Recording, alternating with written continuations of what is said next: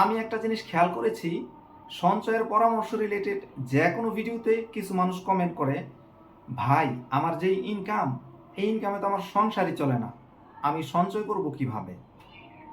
আমি একটা কথা বলি, আমার এই কথা শোনার পর সাথে সাথে লাফ দিয়ে না উঠে আমার কথাটা শেষ পর্যন্ত আপনি শুনেন। সঞ্চয় করার জন্য আপনার মানসিকতা দরকার। ইনকাম তো জরুরি একটা বিষয়, ইনকাম তো আপনি করতেছেনই কোনো না কোনোভাবে, কিন্তু সঞ্চয়ের জন্য মানসিকতা জরুরি।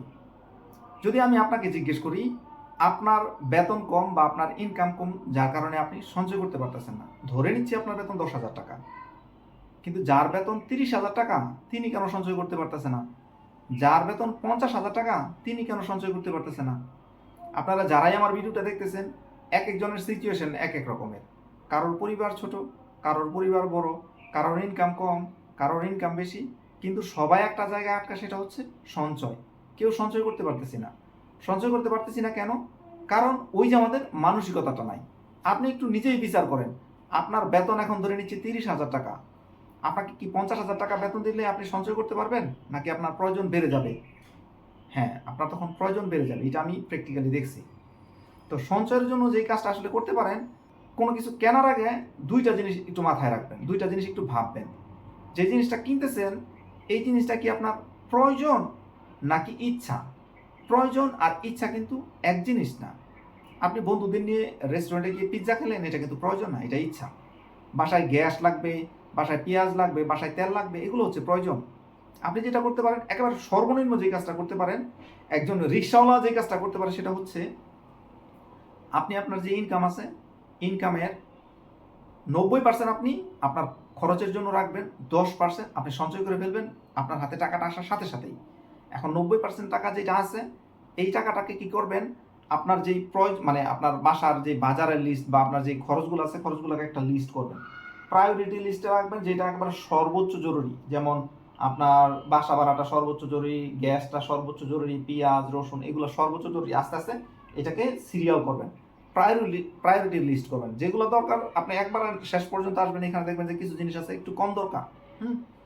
তো আপনার 90% যেই টাকা আছে, এই টাকা দিয়ে আপনি এই বাজেটটাকে করবেন। করার পরে 90% টাকায় যতটুকু করা যায় ততটুকুই করবেন, এর নিচেরগুলা কেটে দিবেন, ওগুলো দরকার নেই। আপনার ইচ্ছাটাকে 2 বছরের জন্য যদি জলাঞ্জলি দিতে পারেন, 2 বছর পরে গিয়ে কিন্তু আপনার ইচ্ছাগুলোকে আপনি পূরণ করতে পারবেন। যেমন প্রথম বছরে আপনি যদি আপনার ইনকামের 10% সেভ করেন, আপনি 12 মাসে একটু দেখেন তো কত টাকা হয়। এই টাকাটা যদি পরের মাসে, পরের বছর থেকে যে কোনো একটা কাজে লাগান, দেখবেন ছোট্ট একটা ইনকাম কিন্তু আপনার ওই জায়গা থেকে আসতেছে, ছোট্ট একটা ইনকাম। এটা যদি আপনি ব্যাংকেও জমা রাখেন, তারপরেও কিন্তু ছোট্ট একটা ইনকাম আসবে। আপনি হয়তো সুদ খান না, সুদ খাওয়ার দরকারও নাই।